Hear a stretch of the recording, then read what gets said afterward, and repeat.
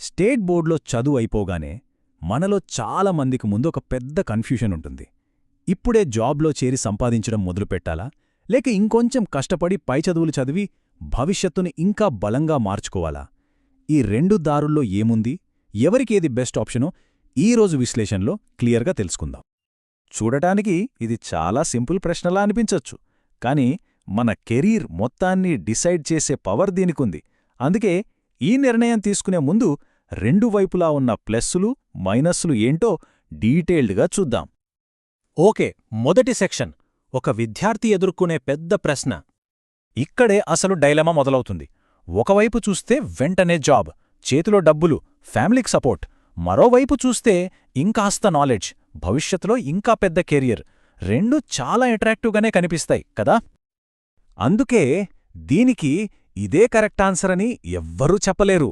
ఆ సమాధానం ఎక్కడో బయట లేదు. మన ఇంట్లో పరిస్థితి ఏంటి, మన కెరీర్ గోల్స్ ఏంటి, అసలు మనకు దేనిమీద ఇంట్రెస్ట్ ఉంది, వీటన్నింటిలోనే దాగుంది. సరే, ఇప్పుడు మొదటి దారి గురించి మాట్లాడుకుందాం. అదేంటంటే వెంటనే జాబ్లో చేరిపోవడం. చదువు పూర్తి కాగానే సంపాదన మొదలుపెట్టాలి అనుకుంటే మన ముందు ఎలాంటి అవకాశాలుంటాయో చూద్దాం. చాలామందికి గవర్నమెంట్ జాబ్ అంటే ఒక డ్రీమ్.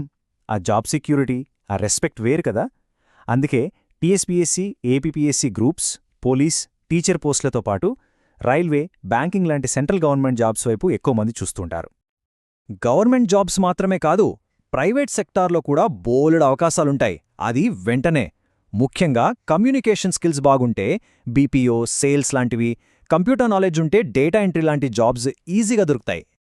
మరి ఇలాంటి జాబ్స్లో స్టార్టింగ్ శాలరీ ఎంతుంటుంది అంటే సుమారుగా ఓ 10 నుంచి 20 వేల మధ్యలో ఉండొచ్చు.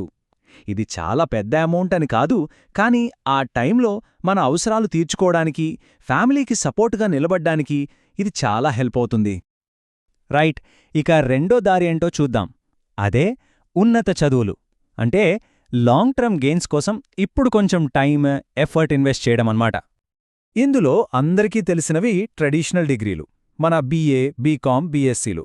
ఇవి జస్ట్ డిగ్రీలు మాత్రమే కాదండోయ్. పీజీ చెయ్యాలన్నా, రీసెర్చ్ వైపు వెళ్లాలన్నా, సివిల్స్ లాంటి పెద్ద ఎగ్జామ్స్కి ప్రిపేర్ అవ్వాలన్నా వీటికి మించిన స్ట్రాంగ్ ఫౌండేషన్ ఉండదు. లేదు, ఒక పర్టిక్యులర్ ప్రొఫెషన్లోనే సెటిల్ అవ్వాలి అనుకునేవాళ్ల కోసం ప్రొఫెషనల్ కోర్సులున్నాయి. ఇంజనీరింగు, మెడిసిను, లా, సీఏ లాంటివి. ఇవి చదివితే కెరీర్ పాత్ చాలా క్లియర్గా ఉంటుంది. కాకపోతే టైము, డబ్బు రెండు కొంచెం ఎక్కువే పెట్టాలి. పుస్తకాల కన్నా చేతిలో పని, స్కిల్స్ ముఖ్యమనుకునేవాళ్లకు కొన్ని స్పెషల్ కోర్సులున్నాయి. Hotel management, fashion designing, animation. వీటి స్పెషాలిటీ ఏంటంటే ఇవి మిమ్మల్ని డే 1 నుంచే జాబ్ రెడీగా తయారు చేస్తాయి.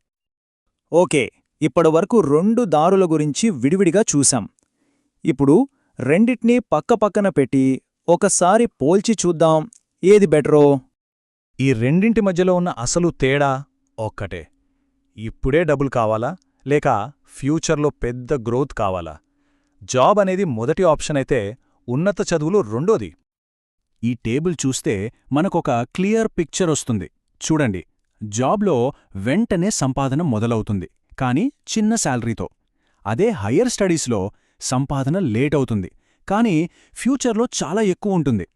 ఆర్థికంగా కొంచెం ఇబ్బందుల్లో ఉన్న ఫ్యామిలీస్కి జాబ్ వెంటనే హెల్ప్ అవుతుంది, కానీ టైం, డబ్బు ఇన్వెస్ట్ చేయగలిగే స్టూడెంట్స్కి మాత్రం హయ్యర్ స్టడీస్ ఒక బెస్ట్ ఇన్వెస్ట్మెంట్.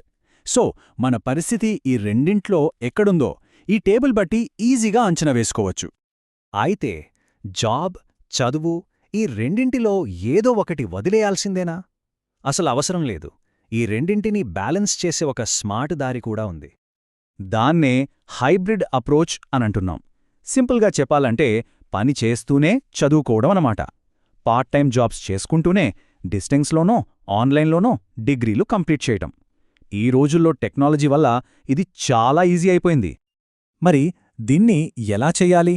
ఫస్ట్, మీ చదువుకు అడ్డంకి కాని ఒక ఫ్లెక్సిబుల్ జాబ్ వెతుక్కోవాలి. నెక్స్ట్, దానికి తగ్గట్టుగా ఓపెన్ యూనివర్సిటీలోనో, ఆన్లైన్ కోర్సులోనో జాయిన్ అవ్వాలి. అంతే, ఎక్స్పీరియన్స్ వస్తుంది, చదువు పూర్తవుతుంది, రెండూ ఒకేసారి. ఓకే, ఇక ఫైనల్ సెక్షన్. ఇదంతా విన్నాక మన భవిష్యత్తును మనమే ఎలా డిజైన్ చేసుకోవాలో చూద్దాం. ఈ ఒక్క మాట మనం ఇప్పటిదాకా మాట్లాడుకున్నదంతా చెప్పేస్తుంది. ఏంటంటే ఉద్యోగాలు మనల్ని బ్రతికిస్తాయి, కానీ ఉన్నత చదువులు మన కెరియర్కి ఎదుగుదలనిస్తాయి.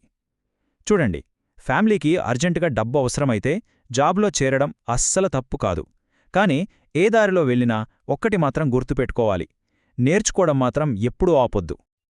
చివరిగా, మీరు జాబ్ ఎంచుకోండి, చదువు ఎంచుకోండి, లేదా రెండిటినే కలిపి ఎంచుకోండి, అది మీ ఇష్టం. కాని ఒక విషయం గుర్తుంచుకోండి: లర్నింగ్ అనేది ఒక జర్నీ, అది ఎప్పుడూ ఆగదు. సో అసలు ప్రశ్న ఏంటంటే, మీ లర్నింగ్ జర్నీలో మీ నెక్స్ట్ స్టెప్ ఏంటి? ఒకసారి ఆలోచించండి.